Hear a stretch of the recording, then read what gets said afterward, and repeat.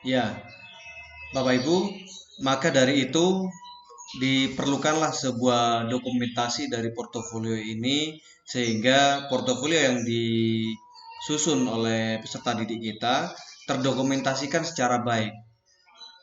Apa solusinya? Salah satunya adalah kita mendokumentasikan secara digital. Jadi portofolio yang kita dokumentasikan secara digital itu akan dapat mudah diakses secara maya, kapan saja, di mana saja, dalam wujud fisik yang dapat didownload oleh peserta didik maupun kita sebagai pendidik. Ya, yang kedua adalah ketika ini portofolio didokumentasikan secara digital, maka akan terjaga dari kepunahan fisik. Yang barusan saya sampaikan, ketika portofolio itu didokumentasikan secara manual, kita simpan di kelas, kita simpan di perpustakaan, maka tentunya seiring dengan perjalanan waktu itu akan juga mengalami kerusakan atau mengalami kepunahan. Dan yang ketiga, tidak kalah pentingnya, ketika portofolio ini terdokumentasikan secara digital, maka ini akan menjadi sebuah kekayaan intelektual pembelajaran. Artinya apa? Portofolio-portofolio yang kita simpan secara digital, kita dokumentasikan secara digital, ini akan dapat dipelajari ulang oleh peserta didik tersebut, oleh peserta didik yang lain, oleh guru dan siapapun yang akan mengambil portofolio itu sebagai bahan pelajaran dan kita expose, kita kita publikasikan, maka ini akan menjadikan sebuah kekayaan yang luar biasa, menjadi kekayaan intelektual di dalam sebuah pembelajaran. Baik, kita lanjut.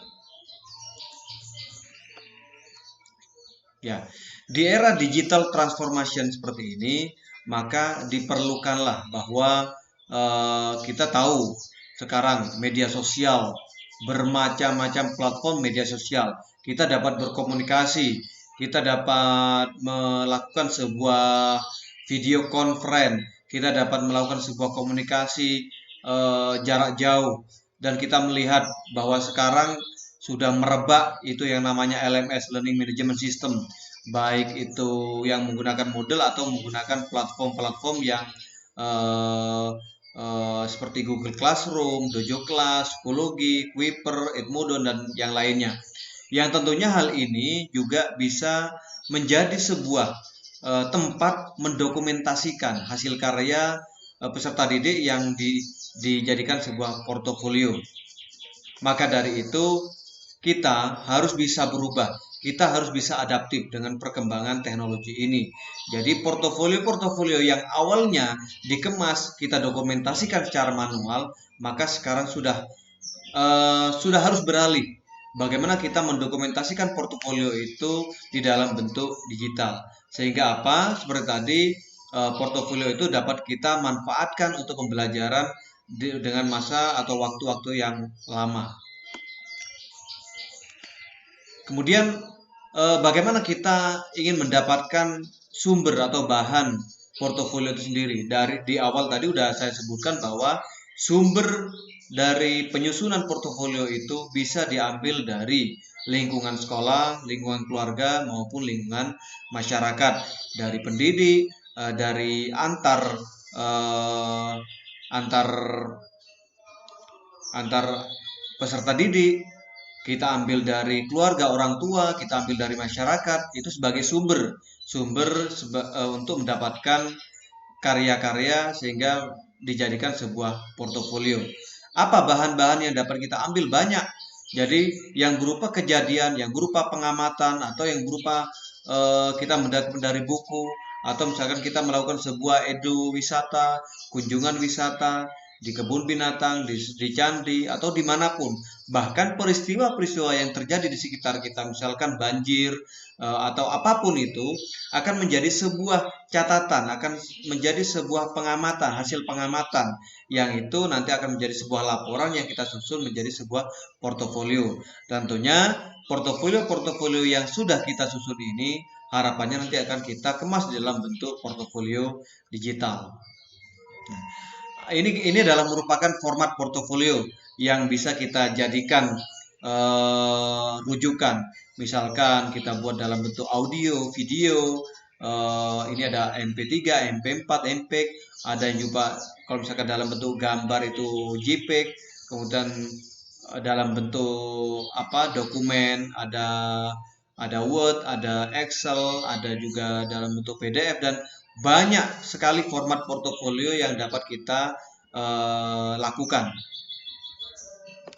Ya, nah ini adalah merupakan LMS, Learning Management System, di mana dalam LMS ini semuanya sudah ada di dalamnya.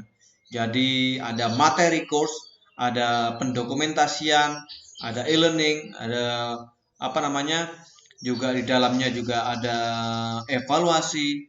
Nah, ini kesempatan yang menarik sekali. Sekarang PGRI memiliki yang namanya PSLCC, PGRI Smart Learning and Character Center, di mana kita memiliki platform yang sudah baku ini yang kita dapatkan, yang kita dapat gunakan, kita manfaatkan sebagai learning di satuan pendidikan. Sangat menarik. Harapan PSLCC ini bisa dimanfaatkan oleh teman-teman pendidik. Ya, bagaimana kita menyimpan portofolio? Ini sejarah perkembangan bagaimana portofolio itu disimpan. Pada awalnya disimpan secara manual di file-file yang kemudian filenya itu kita simpan di kelas, kita simpan di lemari, kita mungkin simpan di perpustakaan. Sudah kemudian beralih kita simpan menggunakan disket, kita menggunakan flash disk, memory card dan seterusnya. Nah, sekarang sudah berkembang lebih canggih lagi bahwa semua portofolio itu bisa dapat kita dokumentasikan menggunakan cloud computing. Jadi di sini lebih mudah lagi kita menyimpan, tidak bahkan apa seperti yang disampaikan oleh Prof. Eko, sekarang sudah ada yang namanya itu big data. Jadi semua data-data itu bisa tersimpan secara cloud. Ya, ini adalah contoh-contoh kita mungkin akan menyimpan portofolio di cloud. Bisa menggunakan platform-platform yang sudah ada. Bisa kita menggunakan OneDrive, Google Drive, Dropbox, Box, kemudian Nextcloud, Notecloud, ada Microsoft Cloud, ada Google Cloud, banyak sekali platform-platform yang kita dapat kita jadikan sebagai alat penyimpan portofolio secara digital. Kita ambil contoh di sini. Jadi saya sendiri menyimpannya portofolio itu saya bagi beberapa tempat. Jadi ada yang di Google Drive, ada yang di Box, ada yang di Dropbox, juga ada juga ini rekan kita guru SD Ibu Hani dari Jombang. Ini sengaja saya ambil sebagai contoh. Beliau menggunakan Dojo Class. Jadi Dojo Class itu digunakan sebagai kelas online-nya, di mana di dalamnya juga tersimpan portofolio. Kita lihat di sini. Ini adalah merupakan contohnya. Jadi kalau kita lihat nanti di dalam portofolionya itu bukan hanya dalam bentuk tulisan, gambar, tetapi juga musik, lagu, dan drama pun juga dibuat dalam bentuk dalam format video, kemudian dijadikan sebuah portofolio. Baik, ini adalah contoh-contoh karya siswa yang dijadikan portofolio digital. Jadi misalkan peserta didik kita membuat sebuah mind map, jadi peta konsep, kemudian hasil dari peta konsep ini kita simpan secara digital. Ada juga di sini ini adalah anak TK, jadi TK PAUD, kita berikan sebuah draft gambar, kemudian diwarnai. Hasilnya kemudian kita ubah ke dalam bentuk format JPEG, dalam bentuk format gambar. Kemudian kita simpan di dalam kita ubah dalam bentuk portofolio digital. Hasil pengamatan berupa grafik, kemudian ini menarik ini. Ini ada video, dari anak TK, anak RA. Ini kalau kalau peserta didiknya mungkin tidak bisa ya mendokumentasikan, tapi mungkin kita sebagai pendidik yang harus kreatif, punya inovasi untuk mendokumentasikan. Nah, ini menarik. Jadi kegiatan-kegiatan peserta didik TK PAUD ini didokumentasikan dalam bentuk video. Ini kalau misalkan saya putar, ini ada ini. Jadi, ini jadi kemajuan dan perkembangan peserta didik ketika melaksanakan kegiatan aktivitas di sekolah akan terekam secara baik. Nah, hasil rekaman berupa video maupun audio ini kita jadikan sebagai portofolio digital. Kemudian di sini ada peserta didik SMA, SMK yang melakukan sebuah percobaan. Jadi kita dokumentasikan dalam bentuk gambar, kita dokumentasikan dalam bentuk video, kita dokumentasikan dalam bentuk laporan. Nah, yang kemudian bentuk-bentuk video, audio, laporan berupa kertas tadi, berupa gambar tadi, itu kita jadikan dalam bentuk portofolio digital. Nah, ini yang sebelah kiri ini adalah gerak tari yang barusan saya sebutkan miliknya Ibu Hani, Ibu guru SD dari Jombang ya. Sengaja saya minta sebagai contoh. Ya, baik. Menjadi simpulan akhir bagi kita bahwa ternyata kita tidak bisa terlepas dari teknologi. Jadi perkembangan teknologi itu tidak bisa kita artinya ogah tahu. Jadi perkembangan teknologi pastinya akan mewarnai pembelajaran yang ada di dunia pendidikan. Kita sebagai guru, sebagai pendidik harus mau tidak mau ya harus terus belajar, harus terus bisa beradaptasi. Jadi apa-apa pembelajaran atau penilaian-penilaian yang sudah kita lakukan secara manual, sedikit-sedikit kita lakukan sebuah transformasi, jadi perubahan. Bagaimana kita penilaian atau pembelajaran itu bisa berjalan secara efektif, dikombinasi secara digital. Dengan sentuhan teknologi ini, sebagai infrastruktur manajemen pengetahuan, ini saya mengutip apa yang disampaikan oleh Prof. Eko Indrajit, bahwasanya repositori pengetahuan yang tercipta selama proses pembelajaran itu harus disimpan dan dikelola secara digital. Yang barusan kita memiliki karya-karya siswa yang kemudian dijadikan dalam bentuk portofolio yang kalau misalkan kita kelola secara manual, maka ini akan tergerus waktu, akan tergerus, akan rusak sendirinya. Karena apa? Karena mungkin faktor alam. Tetapi ketika itu disimpan, dikelola secara digital, maka ini akan menjadi repositori pengetahuan yang bisa dinikmati, yang dapat dijadikan rujukan pembelajaran bagi orang lain juga. Yang kedua adalah bahwa kekayaan intelektual pembelajaran itu akan bertambah dari hari ke hari. Coba bayangkan, kita setiap karya-karya siswa yang kita jadikan portofolio digital, kemudian kita simpan secara digital, kita unggah di internet, kita unggah di YouTube, maka ini akan menjadi kekayaan yang luar biasa yang akan bertambah tiap hari. Yang ketiga adalah artefak pengetahuan yang tersimpan dapat dimanfaatkan untuk berbagai keperluan strategis dan operasional. Ini tentunya.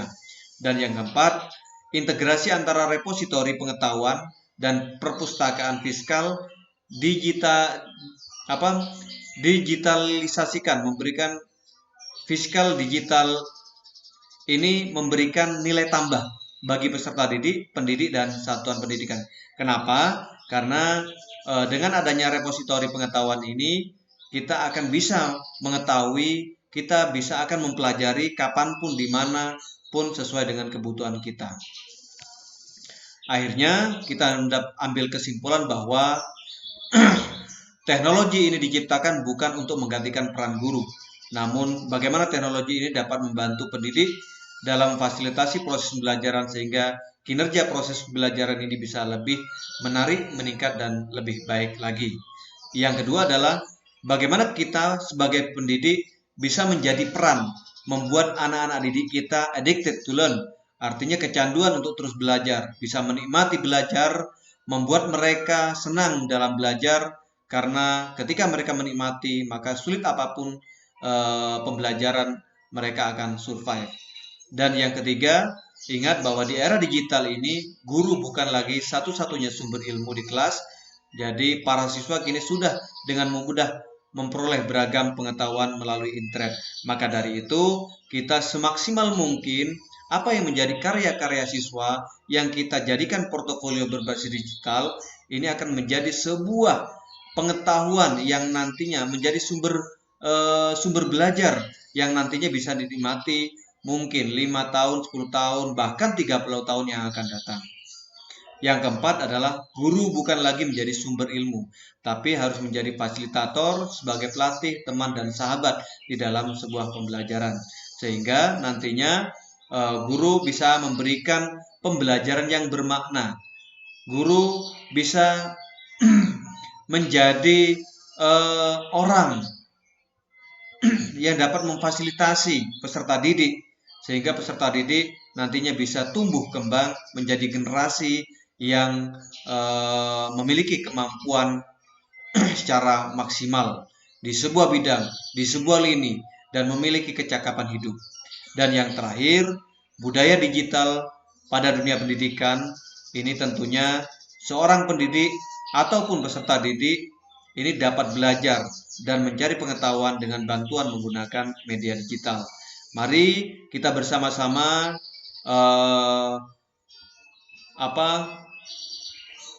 ramah terhadap pemanfaatan teknologi digital ini. Kita manfaatkan semaksimal mungkin, kita arahkan anak-anak didik kita, kita kenalkan literasi digital kepada anak-anak didik kita.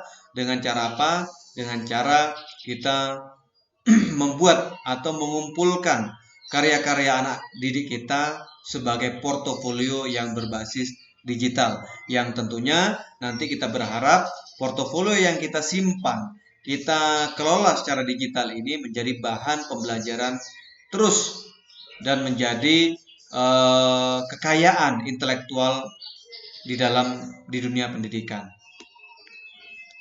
Demikian dari saya, mohon maaf kurang lebihnya apabila di dalam saya berbagi, saya menyampaikan portofolio berbasis digital ini ada kurang, ya itu adalah kelemahan saya, dan kami mohon kritik dan saran untuk terus bisa berkembang, bisa terus mengembangkan ilmu-ilmu yang kita dapat ini dan kita manfaatkan untuk anak didik kita, sehingga apa yang kita berikan kepada anak didik kita ini bisa bermanfaat.